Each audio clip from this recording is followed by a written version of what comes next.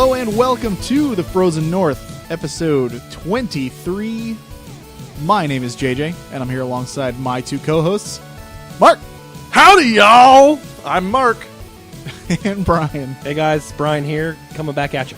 We have a episode today chock full of one game.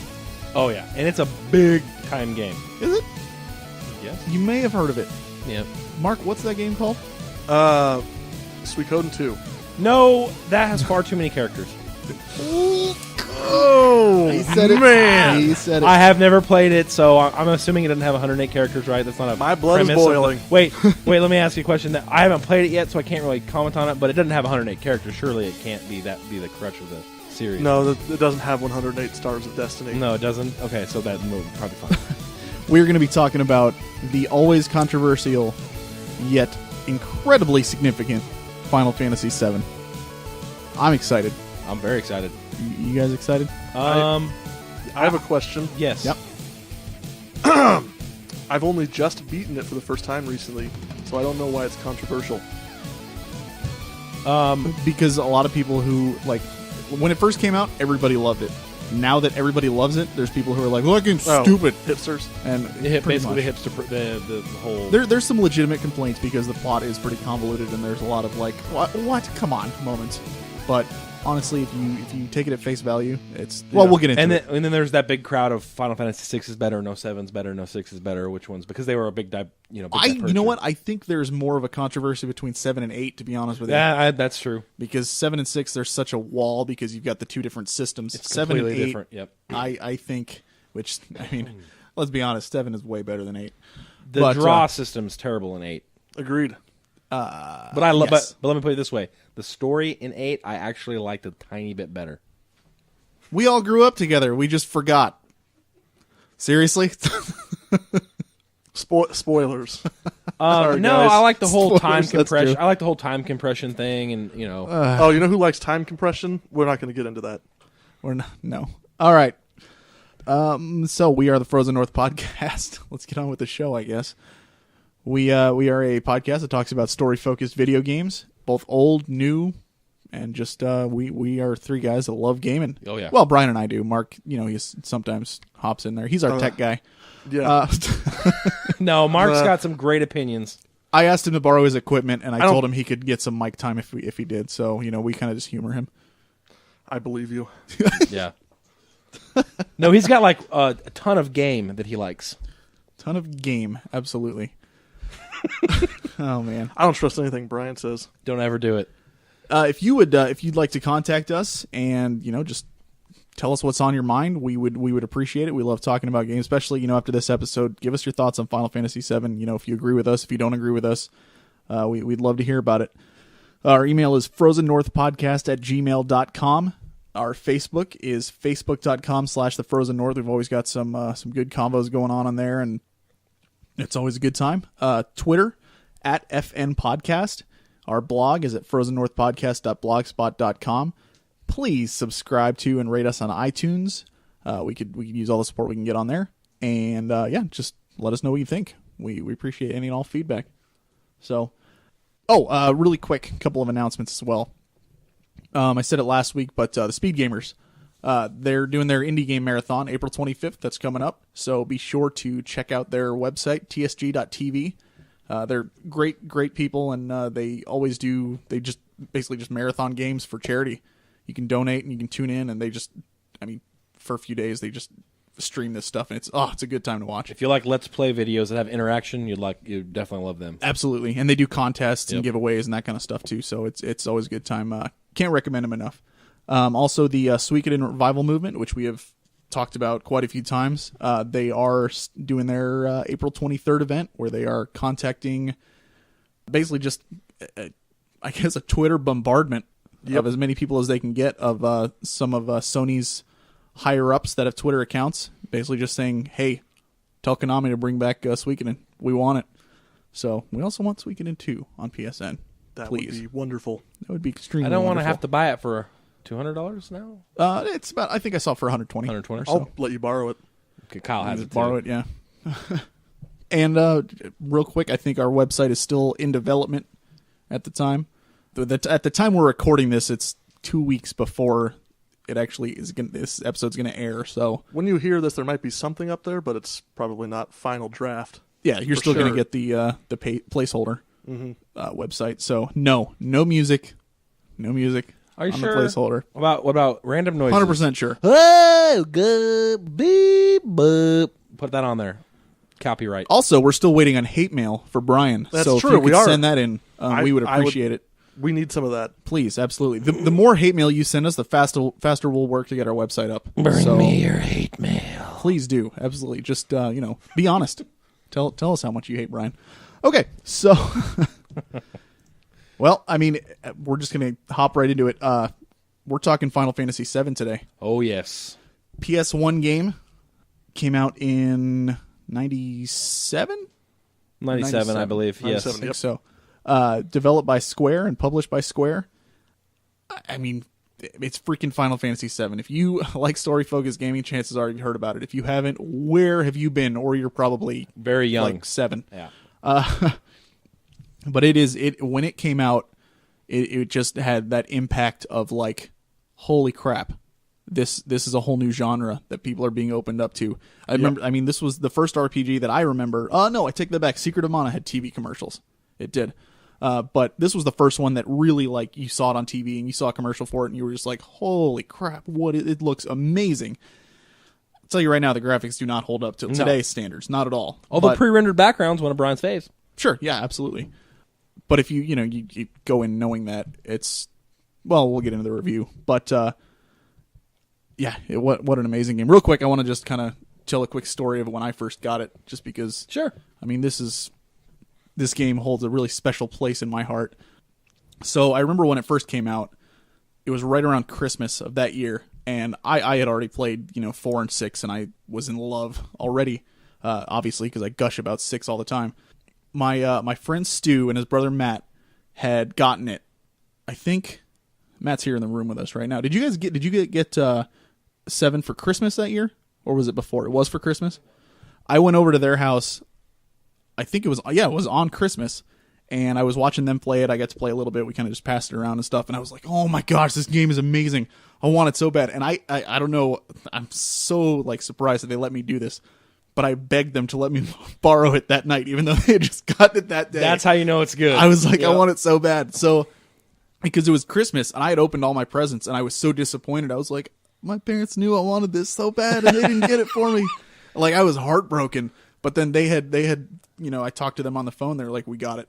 And I was like, okay. I didn't even care what I got after that. I just went over to their house, and we were playing it all afternoon. And for some reason, Stu let me borrow it. And so I get home and I'm like, this is so great. Well, I get home and my dad comes downstairs like as I'm getting ready to pop it in my machine, and he goes, "Hey, I meant to tell you earlier this week we got this package for you from your aunt and my aunt in Florida."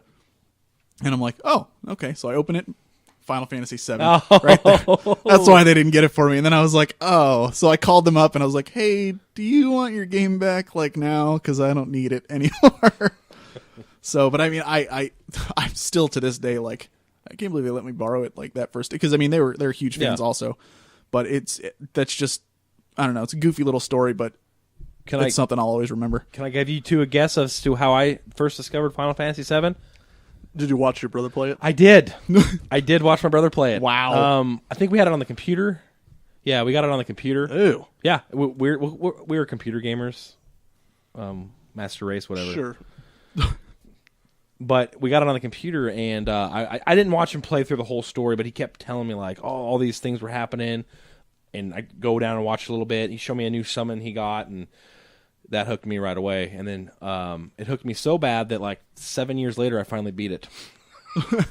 You know what, though? That was one of the cool things about this game is the summons. Like, every time you got a new one, you're just like, I got to use it right now. I don't even care. I'll use it on the weakest thing out there. I just want to see what it looks like. When he showed me the three Bahamut's, like, the first one, and then the second one's, like, even bigger, and then obviously Bahamut Zero is in space, I was like...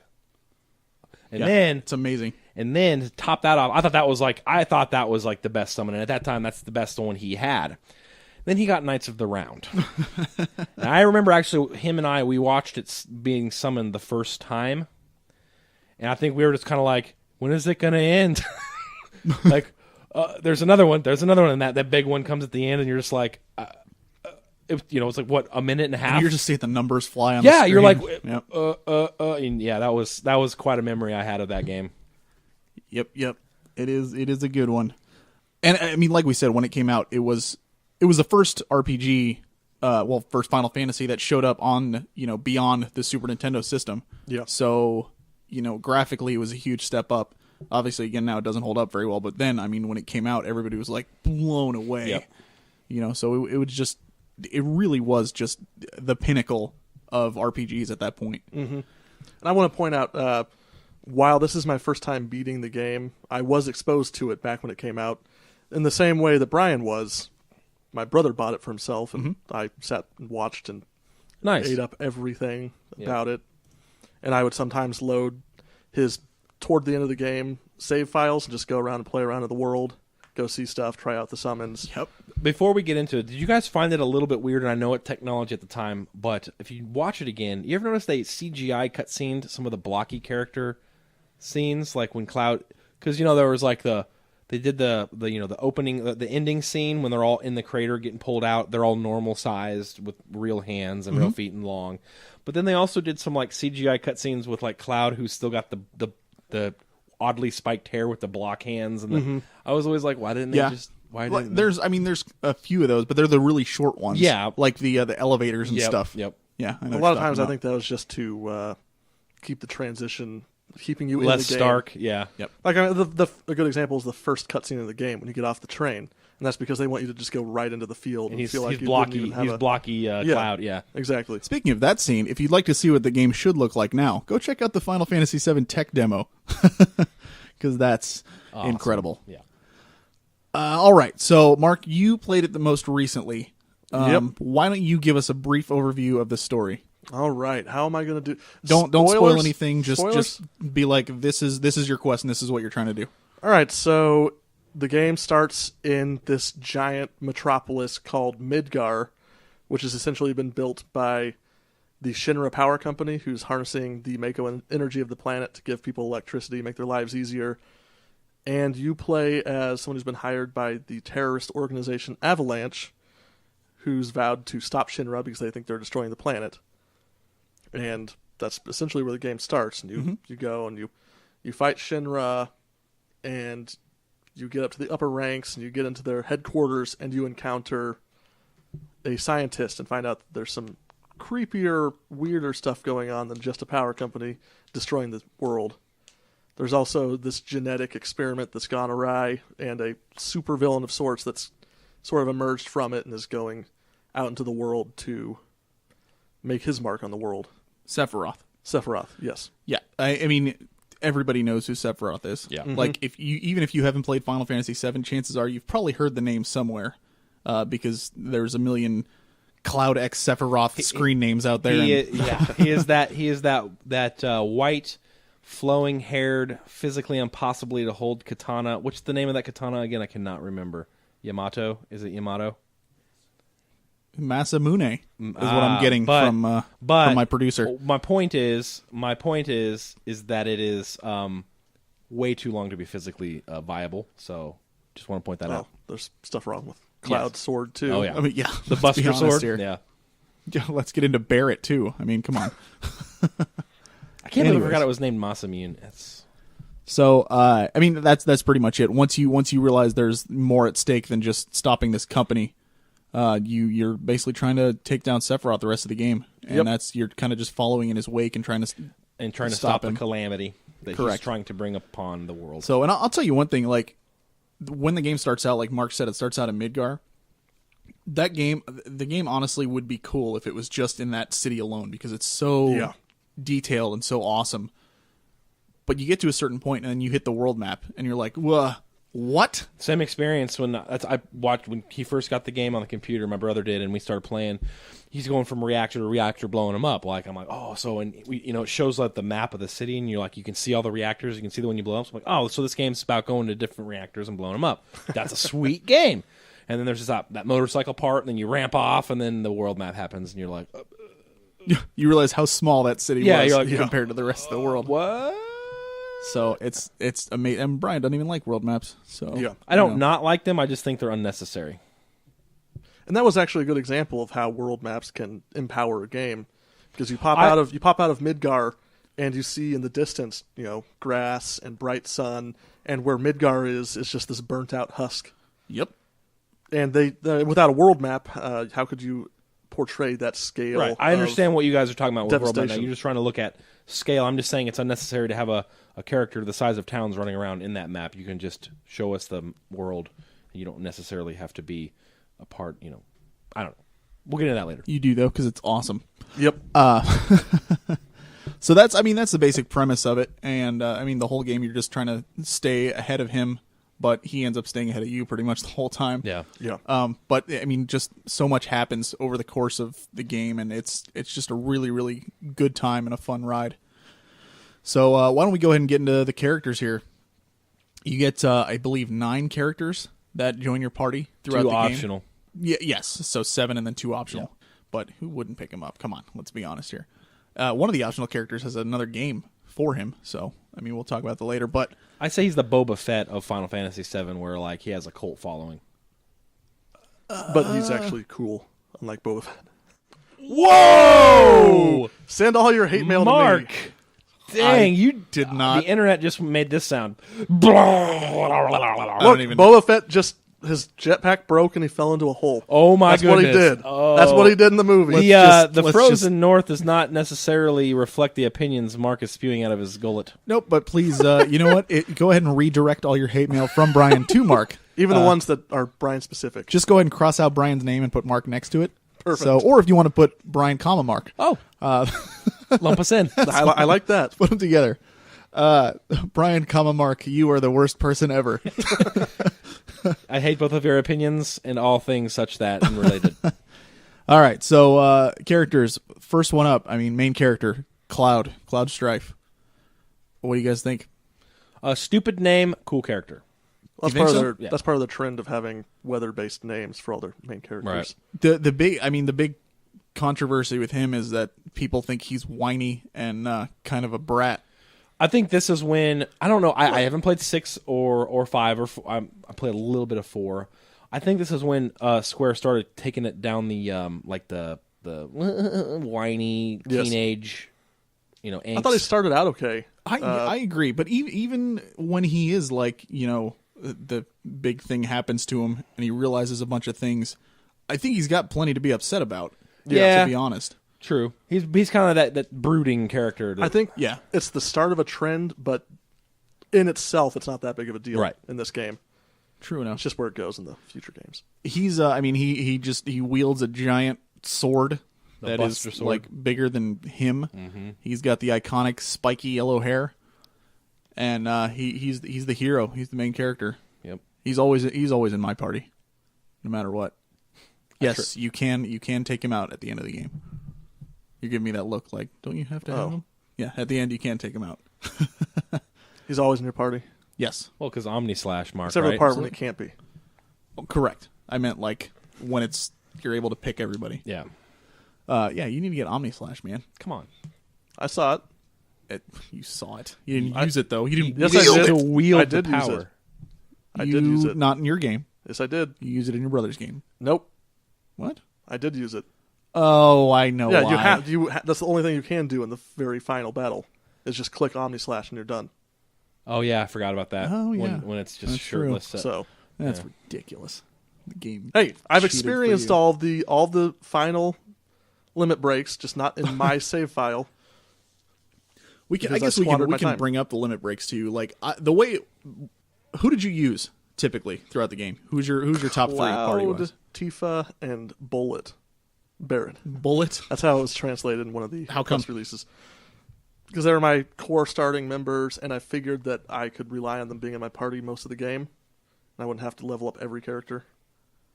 Okay, I guess. What about you? The last time I played, Cloud, Sid, and Vincent? Or was it Yuffie? It was one. I don't remember. But it was one of those combinations. I always went with the best, in my opinion, limit breaks, and that was multi-hit, which would be Cloud, Tifa, and Sid. Yeah, Sid had a great limit break. Airship comes down and fires a bunch of missiles. Yeah, Heck pretty much. He had that. I mean, that was just multi-hit limit break, Cloud Omni / multi-hit limit break, and what's her face? Tifa. I mean, she just has the beat row down. of- She had the beat down. It was just tons of hits right there. I don't understand. In my opinion, you can probably send hate mail to me for this if you want to. I think Barrett's terrible, to be honest. I don't like his final limit break at all. It's like Red 13's final limit break. It's just one hit and done. That's it. So I mean, up until then, it's all right, but I'm not a big fan. It's of him. a one-hitter quitter. So, but that's Cloud essentially, and his limit break. Limit break is basically when you take enough damage, you do a big old smash bang special attack, and you get multiple ones throughout the game. And his ultimate one is basically he just goes hog wild on the enemies and just goes hit, and they're all for if you're leveled up as much as you can be at the end. He just does 10,000 damage every time. It's ridiculous. Or 9999. Correct. So we'll move on to Barrett, second character. Like I said, not a huge fan of him. He's as far as a character in the game, I think he's cool. Barrett is he's big stereotypical black guy. Yeah, very racist actually portrayal. Yeah, it is. And even in Advent Children, the movie afterwards. But his backstory, I think, is one of the best in the game, to be honest. Yeah. But he had an accident where his arm was shot, and so instead of just having a stump or trying to heal in whatever capacity he can, he gets a gun grafted onto his arm. So he literally just has one hand and one gun, which is unrealistic, but it's cool. Yeah, it's very cool. It's more realistic than a gunblade. Is it? Is it? A bayonet? You've never heard of a bayonet? He's got a point there. I retract my statement. It's more realistic than those confangled sword things. His final limit break is catastrophe, and he just jumps up in the air and shoots. Yeah, shoots a bang. Big, Yay! Not one of my final party members. Not the best. Next up, we got Tifa. Oh, and Barrett is the leader of Avalanche, the terrorist movement that Mark was talking about earlier. Tifa, however you want to pronounce it. She is the martial arts, basically, grew up with Cloud, and she's also in Avalanche as well. She's the monk class. That's a good way. That's a good way of putting it. She just beats stuff up. And her limit break is cool because like I said, you get multiple limit breaks throughout the game, and they just get stronger and stronger. Hers is you actually get to use every single one of them, and they just build upon each other, which is nuts. It was cool, yeah. And she's just another supporting character alongside them. Yep. So, and she was always in my final party as well. Next up, we got Aerith or Eris, depending on who you are. I think the official name is Aerith, but I think we got Eris in the American copies. The mysterious backstoried flower girl. She is. She's very, very healing centered. Yeah, she's the white mage. Yeah, definitely. She. I mean, from what I can tell, it's good to just sit her in the back row, give her a bunch of magic, and her final limit break just makes the party invulnerable for a few rounds. Next up, Red 13. He is... What the heck is he? An experiment, and he's a talking red dog? Cat? Dog cat? Dog cat looking... Lion? Lion cat? Part dog, part cat, part Native American. Native American? Yes. He's a feather. It's Final Fantasy meets Power Rangers meets Dragons. Yes, there we go. There we go. I'm kidding. Blast from the past right there. He's a cool character too. I really like his side story as well. But again, his limit break is one hit thing, and I don't like it very much.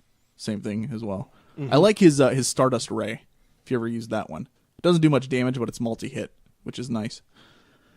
I probably just know way more about this game than you guys do. And that's I remember it all. I'm throwing these names out. Brian been just a checked year. his phone here, so give him a second. I'm turning it down. It was beeping. Oh, is that what that was? So Red 13, he kind of joins you along as he's basically about to be experimented on, and you rescue him essentially, and you offer to take him home, and you learn some stuff, and he ends up joining you later on. He was Hojo's experiment, right? Well, he wasn't Hojo's experiment. He was captured. Yeah. Okay, so Hojo was... yeah. Hojo's crazy dude. So next up, we got Yuffie, or Yuffie. again, depending on how you want to pronounce it. She is another one of the... Well, she is the first hidden character that you can get. She is a ninja, and Mark loves her. I don't like her side... Well, last time I tried to play through the game, I got stuck on her side quest because I went there immediately the second you could, and you lose your materia, and you have to fight guys that are a little bit higher level than what you had been fighting previously. Yes. I think you're just a noob because I go there right when I can every time. I do suck at playing games. That's an established fact. Well, all right then. So Okay, well, cleared that one up. yes, we got that taken care of. And she's the ninja class. She is. She you can stick her in the back row, and she throws shurikens and ninja stars and chakrams and all those Crazy cool long-ranged weapons. Yep. Then we've got Vincent. Is he? Did they ever admit? Is he a vampire? He definitely transforms into stuff. Yeah, that's what I'm thinking. I don't know that it ever specifically says it, but it's pretty well implied. I mean, he comes out of a coffin. You find him in a coffin. Yeah. Yeah, and he's been living a while. So it's implied. Okay. That he but is. they never outright say, "Hey, Vincent, vampire guy." No. Okay. No, they don't say, "We got the vampire guy over here." No. Vincent is... Honestly, I've never been a huge fan of him. Not really... Like, not because he's a bad character or anything. I think his backstory is cool, and he's useful in battle up until you use his limit breaks. And I am just not a fan of not being able to control my characters. And you use it, and like okay, right when you first get him, his first limit break is like this purple, weird-looking beast that has a bunch of fire-based attacks. But you're going into an area where everything's pretty much immune to fire, or he gets healed by it. So it's like, all right, well, I just got this sweet character. I want to use him, but if I do, I can't control what he does, so he's going to end up healing the boss while I'm trying to beat the crap out of it with my other two. And you can't like change him back or anything. So I don't know. I there's a lot of time. His uses are very situational. Sure. And that's why I'm not a big fan of using him. But he's again got a cool backstory, and a lot of these characters we can't go too much into without spoiling things. Sure. So, but another good character, and he's got his own follow-up game, Dirge of Cerberus, as well, which was a sequel. So next we got Sid. Great character. One of my favorite characters in the game. A Final Fantasy staple. Absolutely. He is the pilot. And the dragoon, if you will. Yep. He uses spears, and he's just awesome. Always got a cigarette hanging out of his mouth. Got the mouth of a sailor. And his limit break, like I said, his freaking airship comes down and just blasts the enemy with missiles. Well, what was the airship called again? Highwind. Highwind. Which is his last name, coincidentally. Yep. Sid Highwind flies around on the Highwind. And his story is cool, too. He wanted to go to the moon, and some things happened to where he didn't end up going... So you went back and you changed his memory to make him think he went to the moon. Wow, mixing up games, Mark, but Whoops. I love the plug. Whoops. I was wrong. wondering what the heck you were talking about. I was Yeah. like, to the moon? No, I knew That's exactly, right. yeah. Yeah. Well Sorry. said, sir. So yeah, that's Sid. He's awesome. Flat out. Everybody likes Sid. And we got the last one, Kate Sith. Or official pronunciation is Ketchi, I guess, but it's freaking spelled Kate Sith. I don't want to offend anybody, but this character is pretty much a dumpster fire of a character. Like, Good choice of words to not offend anyone. Yeah. No, he's right though. like you could have literally not had this character in the game and nothing would have changed. Like He has 2 limit breaks total. Yep. I put him in the party till he gets his final one, and then I take him out and I don't use him ever again. I mean, as simple as that. I mean, he can hold a lot of materia, a lot of magic, and we'll get to that here in a second, but I don't know. He's just dumb. Very. I'm sorry, but he is. He is a cat riding on a giant stuffed Moogle, and he's being remotely controlled by somebody else in the game. Okay, so let me go through this step by step. There is a person in the game off screen controlling a cat with a little crown on its head that is also controlling a stuffed Moogle. And somehow he has a Scottish accent, too. Not that this game has voice acting, but the movie afterwards, Advent Children, has him with a Scottish accent. Yeah. I kind of liked Which is interesting. the way you got a window into the actual character who's actually controlling him. Yeah. Oh, yeah. Through Kate Sith. Sure.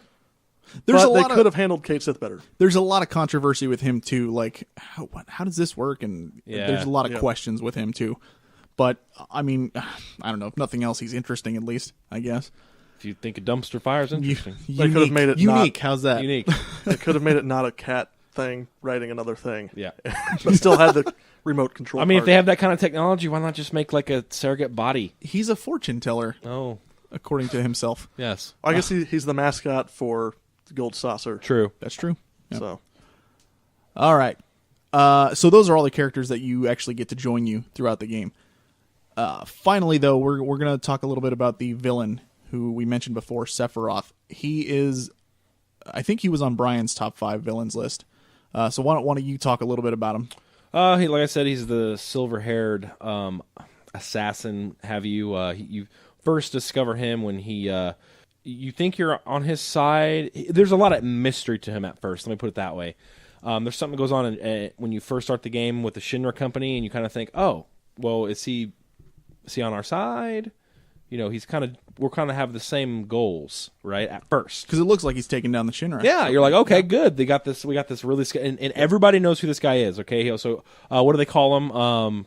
What's the name of his organization? Soldier. He is like first class soldier, right? And this is like everybody knows him. He's famous, and they know that don't mess with him. Cloud also, he's supposedly first class soldier, or at least, spoilers.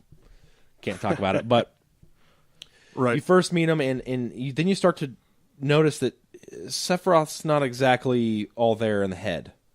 He actually, and this is kind of what you infer from it, he kind of discovers something about his past that didn't really, it didn't sit well with him. So he's kind of understandably so. so. So he's kind of on this tear, and you discover what his real plan is, and you have to go stop him. Yep. It's bad. And it seems like the more he digs into his own past and the more he learns, the more maniacal and the more screwed up he gets. When you go to the mansion and he's down there with it does the flashbacks of him with the books, and he's just like starting to discover his like It's an identity. iconic moment. Yeah, it's whoa. You go, uh-oh. I mean, the whole scene with and this, I think this is where the cool factor comes from. That whole scene with the fire. That's all I'm going to say. If you've played the game, you know what I'm talking about. Like, he just does that whole turnaround. Like, he's looking at you through the fire, and then he turns around. In 1997, when this came out, that was just like, yeah. Oh, whoa. And when he turns around, starts walking back away, and that 28-foot long sword's following him. Yeah, that's true. It's true. That sword's got to be some sort of record. It's funny if he turns around, he hits something, and he's like, "Oh, hold on," and you can see he's got to shimmy over to the left. Real I remember quick. that scene very well. That's an iconic scene for sure. How do you fit through doorways? Yeah, how does that work? So yeah, I mean he is very, very famous, and that's why you see his name pop up on so many screen names on the internet, because people think he's cool. And honestly, regardless of people who are like, oh well, everybody thinks he's cool, so he sucks. And no, he honestly is he's a pretty freaking badass dude. Yeah, and his story is what fleshes him out too. Absolutely. His motivation is better than a lot of Yeah. Final Fantasy villains, to be honest. I agree. Truthful. So I like him personally. I think we all do. Okay, so those are the kind of the main players throughout the story, and there's plenty of other ones more. that add to the game, absolutely. But as far as main plot and people that you will see the most of, it's those right there. So why don't we talk a little bit about the battle and materia system, real quick?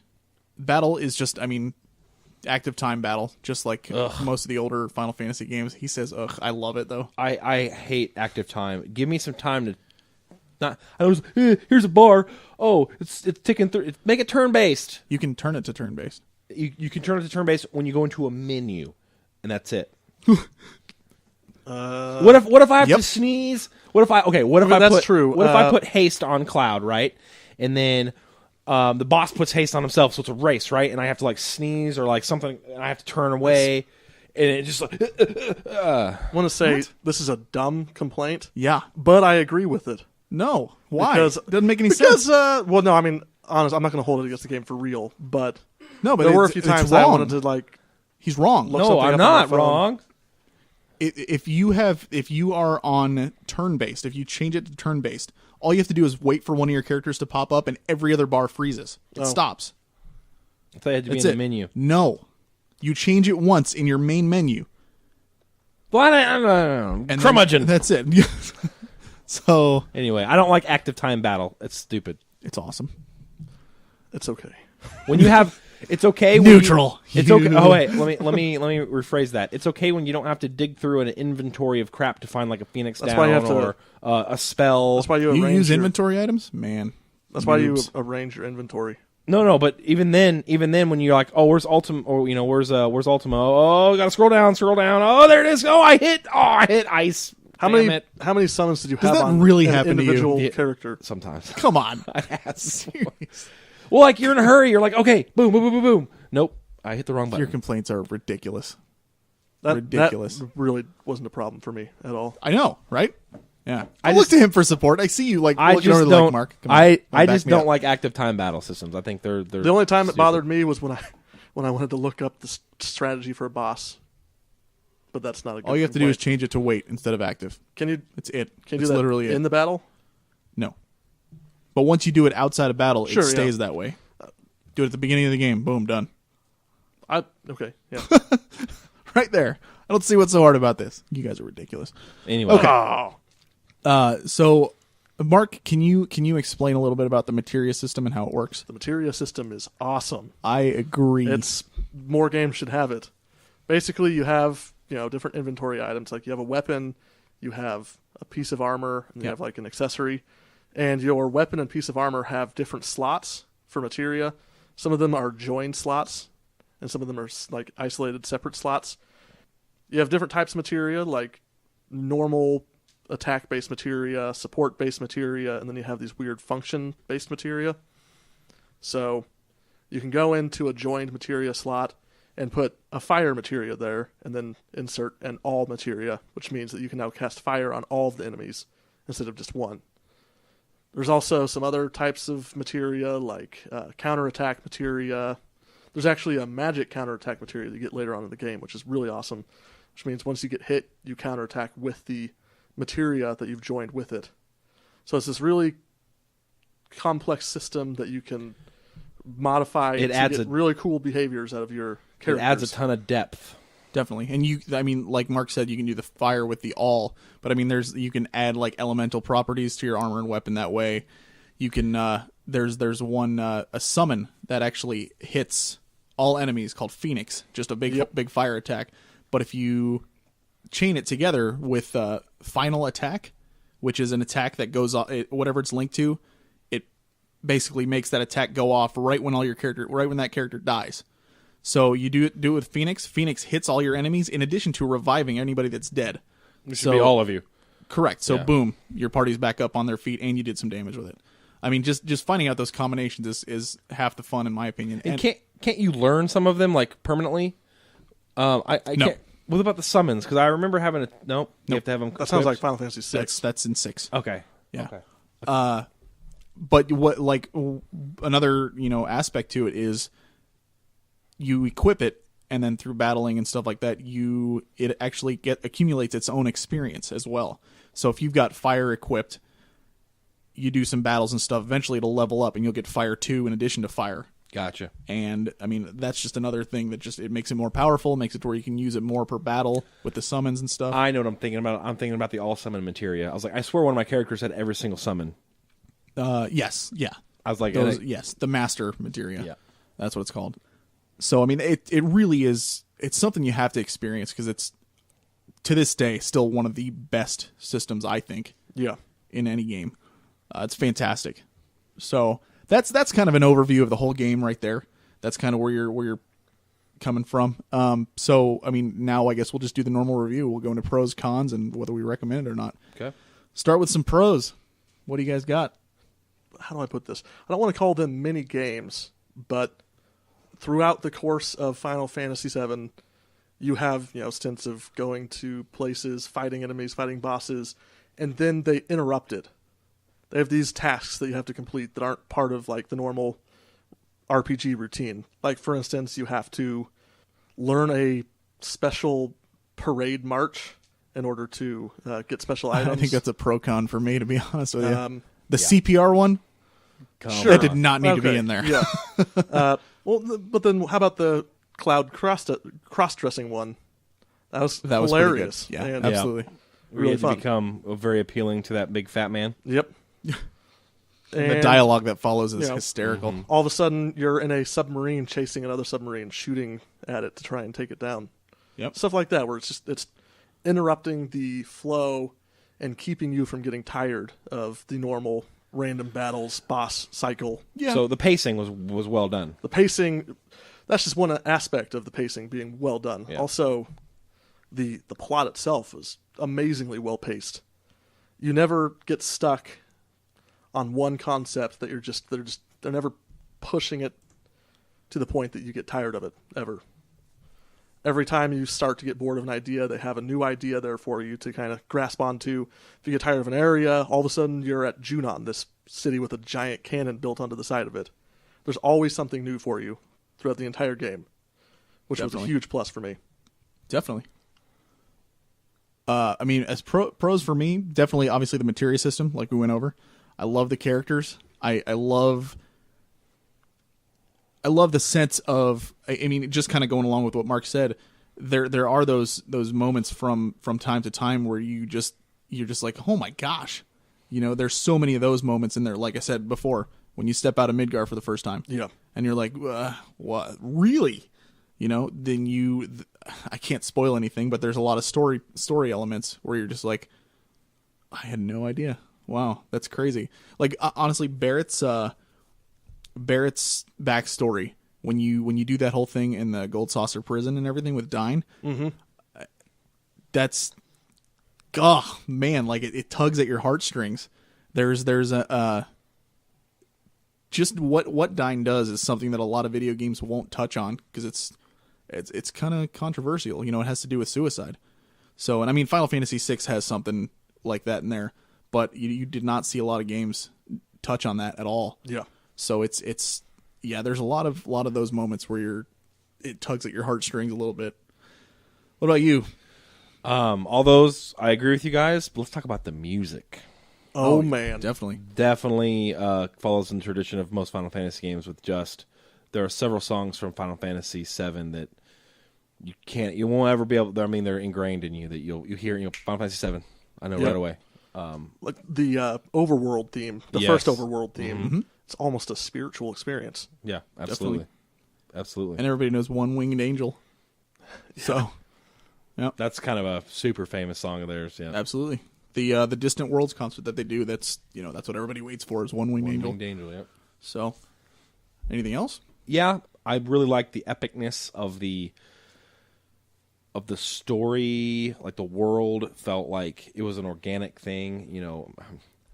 Spoilers, it was. But The planet's alive. I mean, I really like the summons. Believe it or not, those were the first time I was like, God, this feels so epic. Like you're summoning these just. And they keep getting more epic too. Like it feels like a game in itself. You want to just keep collecting more so you can see what man. they do and Yep. what they look like. Like I remember seeing Ifrit at first. He's I think the first one you get.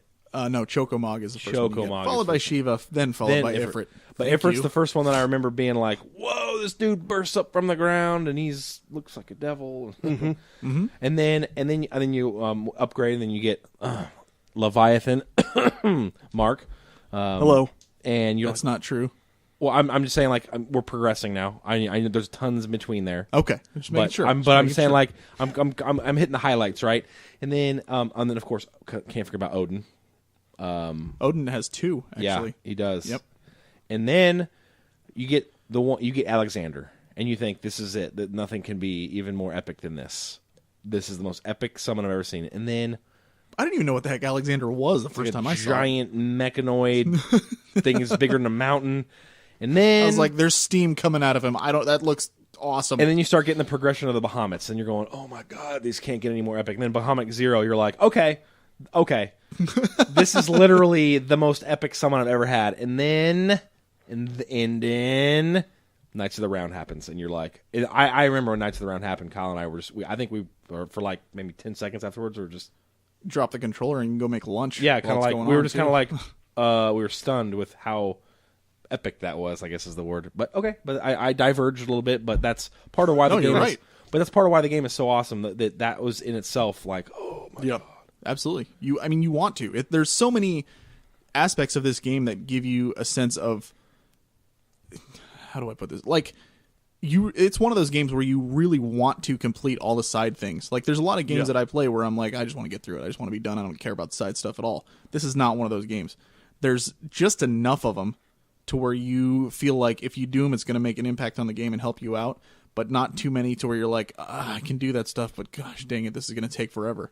You know, I mean, one could argue that I guess chocobo raising, because you have to do it. But you know what? Honestly, you get to that point, follow a FAQ. Yep. Just because it is boring. I want to say I really wanted to do all of the side quests. I just squandered my time and wanted to beat the game. It's not like your game is deleted, so and you can go back to it.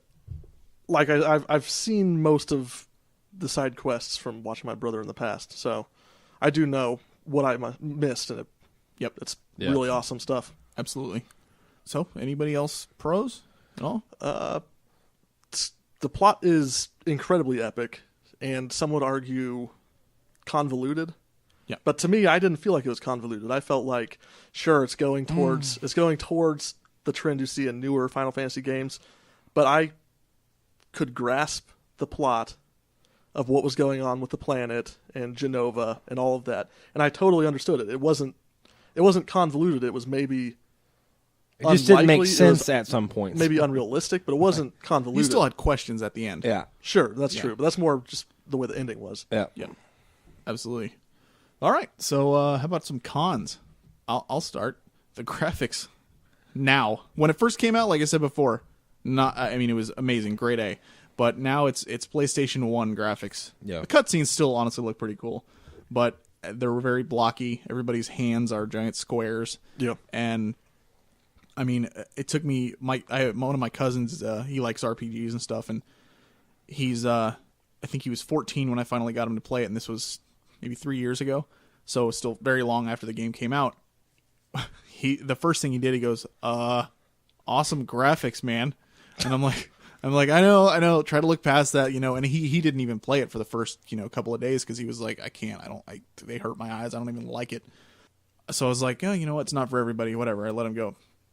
About a week later or so, he starts texting me saying like, hey, I just got to this part, what do I do here? And I'm like, oh, sweet, you're playing. He's like, yeah, I gave it a chance and I really, really like it. So I think you really have to, if you're going to play it now, especially if you're going to play it for the first time, you really have to just go in expecting the graphics to just not be very good compared to what's out now.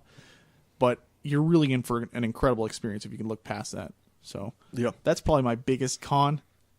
I wish there were more characters.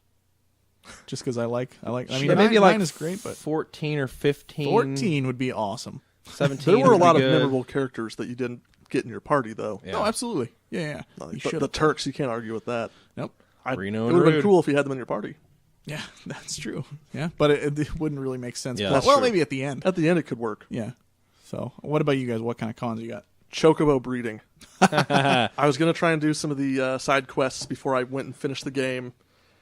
But, I waited until Wednesday, and I had 2 solid days of work. And I thought I could just do the chocobo racing or chocobo breeding and go and do a few of them. Nope! That's going to be like a 4-hour ordeal just to get like forever. A blue or a green chocobo. Yeah. So that's kind of frustrating. But, I mean, the payoff is huge, so it's still worth it, even though it's kind of a pain. Yeah. True enough. But you? Biggest con, I'll go with my biggest con, and it's going to be a quick story. It's my typical con with JRPGs, how things devolve into nonsense. I don't like it.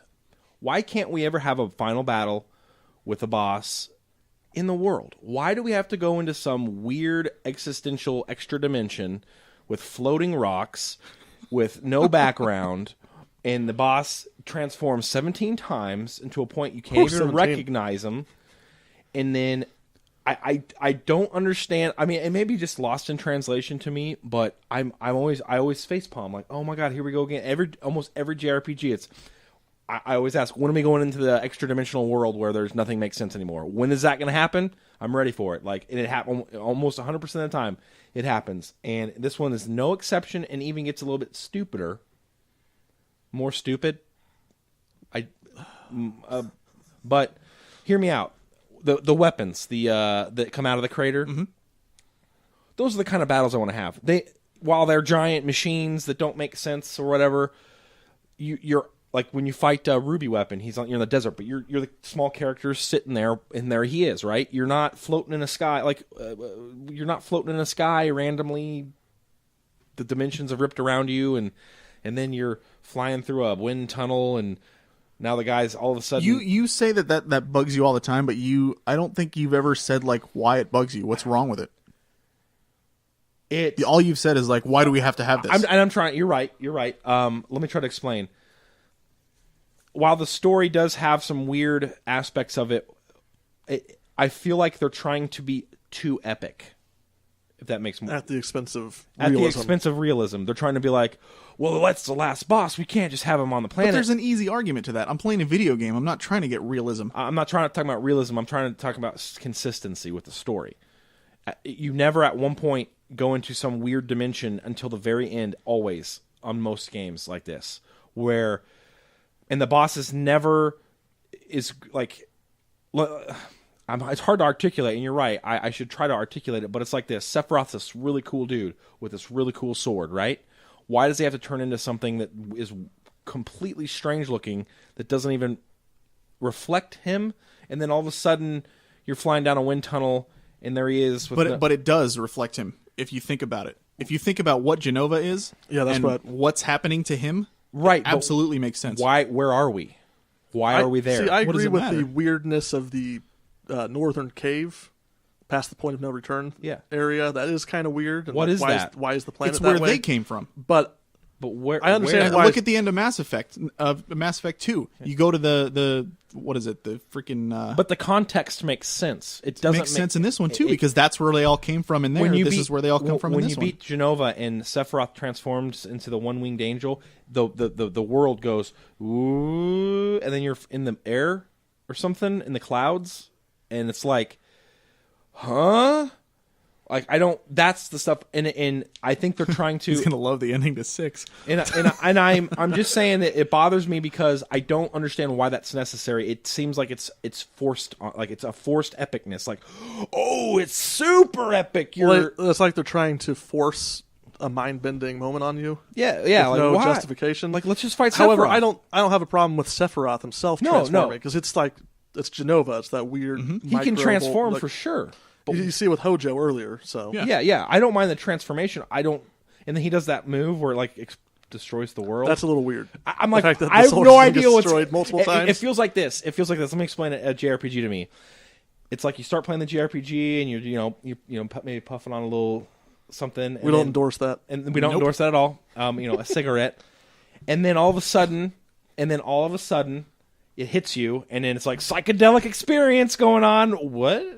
Where am I? What am I ready to fight the final boss? Right. I always know that I'm about to fight the final boss when I have no idea where I am or why I just don't understand why it's that big of a deal. I think I understand though now. I just had because it actually doesn't mean anything. It doesn't.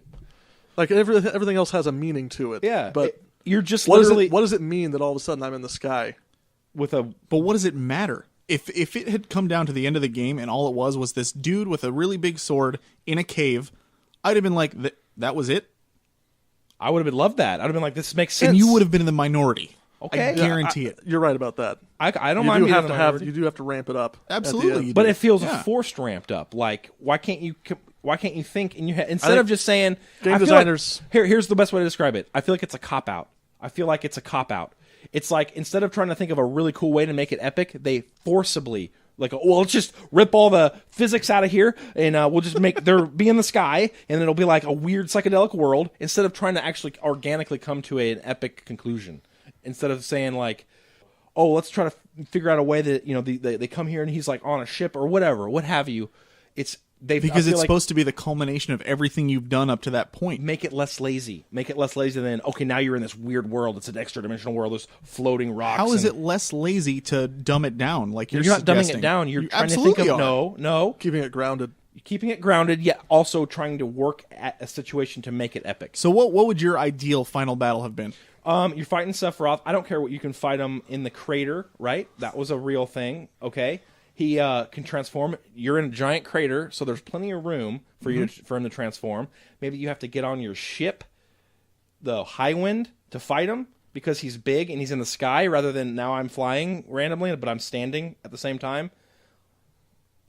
It wouldn't make sense. So you'd say the same thing. No, I would not. You absolutely would. If you're standing on the deck of your Highwind, you're going to be like, well, there's a railing there. You'd have to cross the railing to hit him I over can there. look past. It's not realistic. I can look past small things like that, but I can't look past when all of a sudden your characters are in a weird dimension that does. It's like, why am I here? I think you're just a big baby. No, it's a true con. I don't like it about JRPGs. I don't like it. It seems a lazy ending where they just kind of well, we give you all this, but now we're just going to kind of, here you go. I feel like it's the opposite of lazy, honestly. I think developers have and like I said, it's developers have to sell a game, and people are going to be disappointed with an ending that doesn't have a huge climax. You can have a huge climax, it's just not the way they do it. I don't know. It's hard to articulate, but it's always a con to me. I think we can all agree that Brian's just full of crap. I mean, I understand what he's saying in general. Sure. I just didn't have as much of a problem with Final Fantasy VII in specific. Well, I have a problem with 8. 8 does the same thing. 2 did the same thing. 1 did the same thing. Star Ocean, the one we played, did the same thing. Like it's Star Ocean is so realistic. Suikoden 1 is the first one that I played in a long time that while it was an epic battle, I was still in the same spot that I met the boss at. We didn't go to any other dimensions or any other worlds, and he just turned into a big dragon. That was to me that's what I'm trying to convey. It reined itself in a little bit. It was like, hey, calm down now. You know what I mean? I think you just make too big of a deal out of it. It's not that big a deal. Make a medium deal out of it. Okay. Yeah. It's whatever. It's my opinion. Don't supersize it. Just stick it's to the supersized to me. It's supersized to me, but I totally understand other people like it. I don't knock them for it. It's just to me, JRPGs always get that knock when it goes, except for Suikoden, when they go crazy. Look, in all honesty, if you agree with Brian, shut up. So send all your hate mail to Brian again. Yeah, absolutely. You can hate me all you even want. if you agree, send your hate mail to Brian. Maybe you're into psychedelic experiences. I don't know. All right. Well, okay. So beyond that, would you recommend the game? Absolutely. Though? Okay. Absolutely. All right. What about you? Can I say another pro that I just thought of? Yeah, absolutely. Living world map. That was a huge pro for me. What do you mean? The world map changes throughout the course of the game. Like with the yes. And this is an example of it changing, but the Midgar Zolom is also a cool aspect of that. Absolutely. It's not just a random battle; it's this thing that has a huge presence on that part of the map. Yep. It's scary at first. You've got the weapons showing up. Save your game before you go there. I thought it was just cool. It was really cool I to agree. see the effects of the story on Yes, the world I didn't map. even think of that, but that's true. Yeah, and especially at the end when you got the weapons flying around and in the ocean and all the craters. That's cool. Yeah, absolutely. So what do you think? Recommend it? Recommend it, absolutely. It's cheap now, right? Well, you mean on PSN it's cheap. Yeah, and on PC as well. Okay, yeah. If you get it on PC, for the first couple of weeks I played this game, the mapping on my Xbox controller was completely messed up. It looks it looks a lot sharper on the PC too. It does look sharper. Yeah. But the controls are really messed up. Nightmare. Like you heard can that. rotate the camera left and right. Mm-hmm. Well, rotating it right is the right shoulder button, and rotating it left is the select button. Oh, that's awesome. Whoa. And one of the buttons that would be X, Y, square or circle, X triangle, square, circle, is left button. Oh, sweet.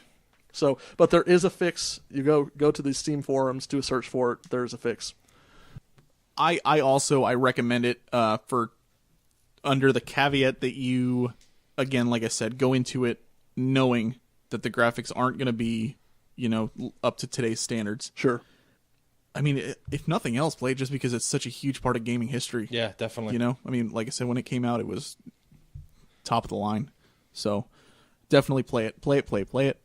Final Fantasy VII, great game, regardless of what people say. I'm not talking about you. I mean, okay. because there's people out there who really hate the game. Regardless of I don't hate the Brian's game. I don't hate. ruining negativity. And my whole thing was that was a small con. It's just, but it's always a con with most JRPGs to me. That's a JRPG con. I don't think that's a Final Fantasy VII Correct. con. Correct. But it has it in there. So As you all noticed, we did not do a bi-weekly question this week just because, we're sitting at an hour right now, and we just talked about the one game. We kind of figured that was going to happen. Yeah, it's a game we got to spend some time on. So, but we do have one for next time, which would be episode 25. Yep. Which hopefully we have a new theme song by then, because that's the target. So we'll see. We'll see what happens. But we are going to be asking, what is the longest amount of time you've clocked on a single playthrough of a game, and which game? I imagine we'll see a lot of Skyrims. That's mine. Is it? Skyrim almost beat Skyrim close, but it's probably third. Mine actually might be a surprise. All right. So with that, I think we are done with episode 23. Thank you very much for listening. We appreciate it, and we appreciate your kind words on the show and all your feedback. So send us mail, send us iTunes reviews. We love hearing from people. Yep. So you guys got anything else? Nope. I think that says it. All right. This is the Frozen North signing off. My name is JJ. I hate world maps. Oh, wait, no, that's Brian. And my name is 108 characters. Brian. Oh, my gosh. Thanks again. Well played. Keep on listening. Keep on listening? Keep on listening. Yeah, Keep on absolutely. listening. And keep on gaming. Yeah, and gaming. Listening and gaming. Game while you listen. So no, All right. Thanks again.